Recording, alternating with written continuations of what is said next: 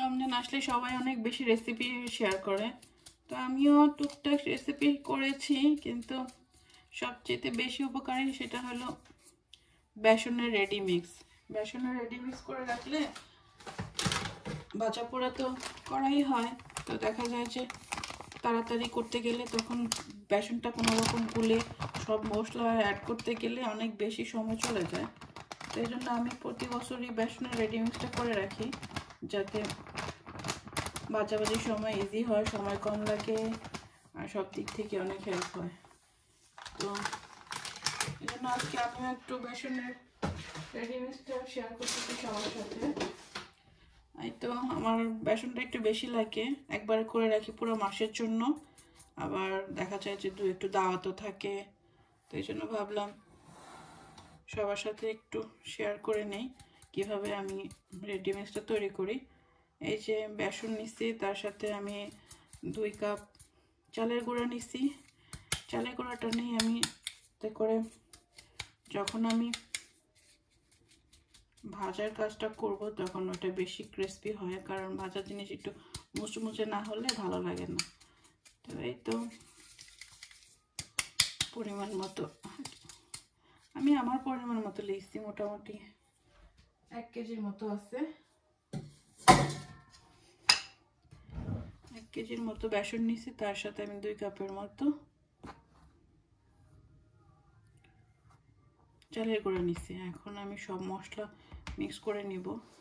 আমার কাছে মনে হয় এই রেসিপিটা করে রাখলে, বেসনের রেডি মিক্সটা করে রাখলে অনেক বেশি হেল্প হয়, কারণ তাড়াহুড়া করে সব মশলা অ্যাড করো, অনেক সময় চলে যায়। একবারে আমি যদি করে রাখি তাহলে আমার অনেক সময়ও বেঁচে যায়, একটা টেনশন ফ্রি পুরো মাস আমার থাকা যায়। সো আমি আমার 1 কেজিতে যে পরিমাণটা ব্যবহার করতেছি সেটা আজকে বলবো। 1 কেজি বেসনের মধ্যে আমি 2 চামচ মরিচ গুঁড়া দিব,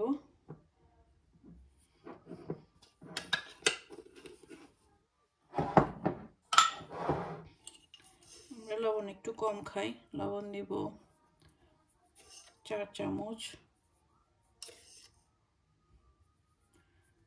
4 চামচ কম হয়ে যাবে, আর একটু দিই, 5 চামচ দিলাম। পরে যদি বেশি কম মনে হয় তখন আবার একটু দিয়ে নিব। 1 চামচের মতো হলুদ গুঁড়া দিব, কারণ কালারটা যেন একটু সুন্দর আসে।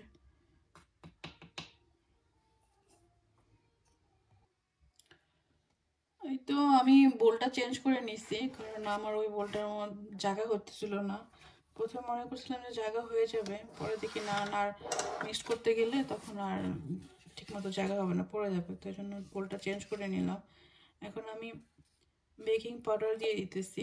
আমি বেকিং পাউডারই দিই, বেকিং সোডা আমার কাছে বেশি লাগে, আর বেকিং সোডা আমার নাই, শেষ হয়ে গেছে, থাকলে হালকা একটু দিতাম। তো বেকিং পাউডার দিতেছি 4 চামচ। বেকিং পাউডার দিলে যে কোনো ভাজার জিনিস অনেক বেশি ক্রিস্পি হয় তাড়াতাড়ি, আর খেতেও ভালো লাগে।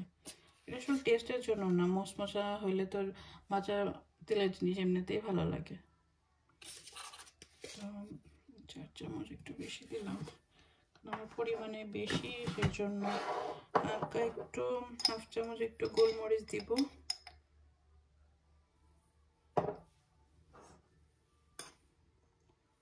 জিরা দিব 1.5 চামচের মতো, জিরা গুঁড়া। গরম মশলা, অনেকে গরম মশলা দেয় না, আমি দেই গরম মশলা, আমার কাছে ভালো লাগে। ধনিয়া গুঁড়া দিলাম 1 চামচ। এই তো এখন সব কিছু ভালোভাবে মিক্স করে নেব।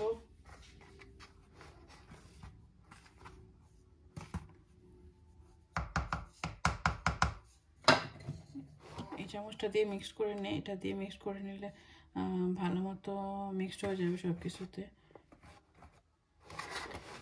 ছেঁকে নেওয়া যায়। তো আমি তো বেসনগুলো একবার চালনিতে ছেঁকে নিয়েছি, তো এখন এই জন্য আমি এটা দিয়ে মিক্স করে নিচ্ছি। অনেক বেশি দেখা যাচ্ছে, হ্যাঁ, কারণ পুরো মাসের জন্য। আর ভাজা আমার কাছে মনে হয় যে একবারে রেডি করে ফেললে ওটা আমি পরে রমজানের পরেও খেতে পারি। আমাদের তো ঠান্ডার এখানে তেমন একটা পোকা টোকা দেখা যায় না, ভালোই থাকে। তো মোটামুটি 1 মাস হয়ে গেলে, গতবার আমি তৈরি করছিলাম, পরে আমার আবার করতে হয়েছে, শেষ হয়ে গেছিলো, আবার করতে হয়েছে, 2বার করছি আমি। তো ওইটাই পরে ছিল, ব্যবহার করতে পারছি। এই জন্য এবার একটু বেশি করে করতেছি, যাতে করে পুরো মাসটা যায়, আমার আর না করতে হয়। দেখা যায় পাকোড়া বানাইতে গেলেও আমি বেসন দিয়ে করি, এই জন্য একটু বেশি করে নেওয়া।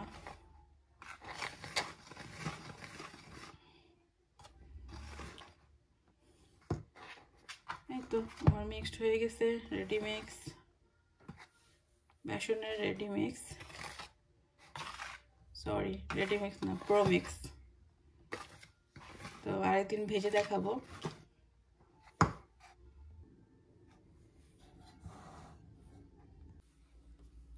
তখন বেসন রেডি করে রাখছিলাম, এখন ওই বেসন দিয়ে একটু পাকোড়া করবো। তো ভাবলাম ভাজলে কেমন হয় সেটাও সবার সাথে একটু শেয়ার করি। আমি সবজিগুলো ভালো করে মেখে নিচ্ছি, তার সাথে বেসন দিব, আমি একটু ভালো করে মেখে নিই যাতে সবজিগুলো নরম হয়। তারপরে আমি বেসন দিয়ে পাকোড়া তৈরি করব। তো সবজি পাকোড়া করতেছি। সবজি এখানে যার যার পছন্দের মতো সবজি নেবেন। একটু পেঁয়াজ দিব বেশি করে, আমি কাঁচামরিচ দিচ্ছি, পেঁয়াজ দিচ্ছি 1/2 কাপ, আমি দিচ্ছি বাঁধাকপি, আলু, গাজর, ফুলকপি। এই তো পাকোড়াতে এগুলোই সবজি ভালো লাগে আমার কাছে।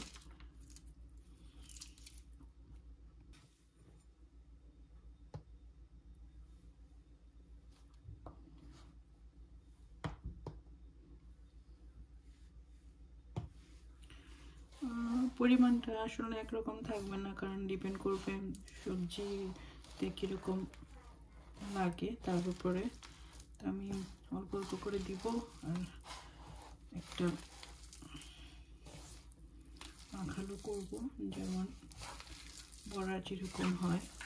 তার কারণে একটু পরে এটা পানি ছাড়বে মাখাতে মাখাতে, তো সেজন্য অল্প অল্প করে দিব আর মাখাবো। প্রথমে আমি 1 কাপের মতো নিচ্ছি, 1 কাপের একটু বেশি নিচ্ছি, আমার মনে হয় আর একটু লাগবে। বেসন আবার একদম বেশি হয়ে গেলেও ভালো লাগে না, আমার একদম কম হলেও ভালো লাগে না, সেজন্য আমি অল্প অল্প করে মাখাইতেছি। আর এরকম করে সবজিটা মাখায় নিলে পানি না দিয়ে, আমি কোনো পানি দিই নাই, জাস্ট সবজিতে যে পানি ছিল সেটাতেই মাখাইছি। তো এটাতে বড়াগুলো বেশি ক্রিস্পি হয়, আমি কম আগুনে ভেজে নিব। অল্প একটু দিব, তো দিব না।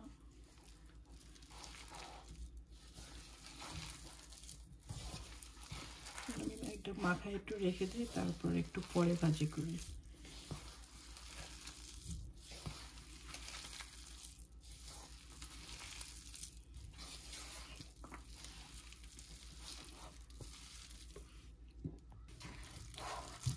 আমার মাখানো মোটামুটি হয়ে গেছে, এখন আমি তেল ও চুলা গরম দিয়ে দিচ্ছি, এখন আমি ভাজি করে নেব।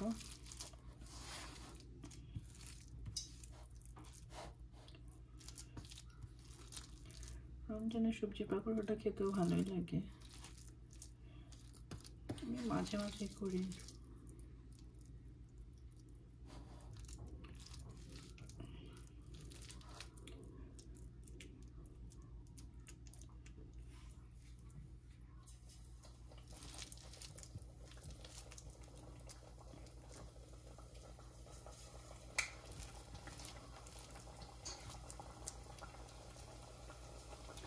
একটু বড় বড় করে দিতেছি, তাড়াতাড়ি হয়ে যাবে। আমি ছোটোটারে ঘুম পাড়াইছি, সে আবার উঠে যাবে, ওই জন্য ভাবলাম তাড়াতাড়ি করে নিই। ওইটা বাবু চলে আসবে অফিস থেকে, এসে গরম গরম খাবে না। বাইরে অনেক ঠান্ডা, -20। তো ঠান্ডার মধ্যে গরম গরম পেঁয়াজু খেতে খারাপ লাগে না, সাথে চা হলে তো কথাই নেই।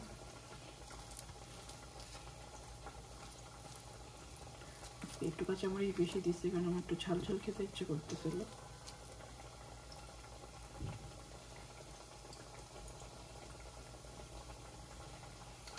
লবণটা মিডিয়াম করে দিলাম, যে করে ভালো মতো মুচমুচে হতে পারবে।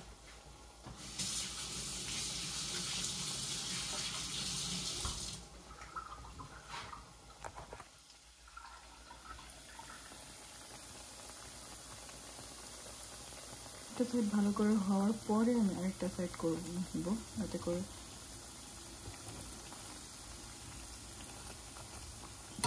একটা সাইড লাল হয়ে গেছে, তারপরে আমি একটা সাইড চেঞ্জ করে দিই। কমায় ভাজি করলে মুচমুচেটা সুন্দর হবে।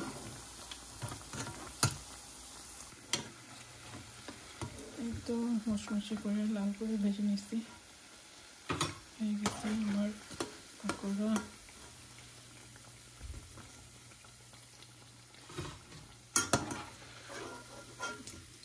বেকিং পাউডার দিয়েছিলাম, ওই জন্য একটু ফুলে গেছে সুন্দর, ক্রিসপি ক্রিসপি উইথ সস। এই তো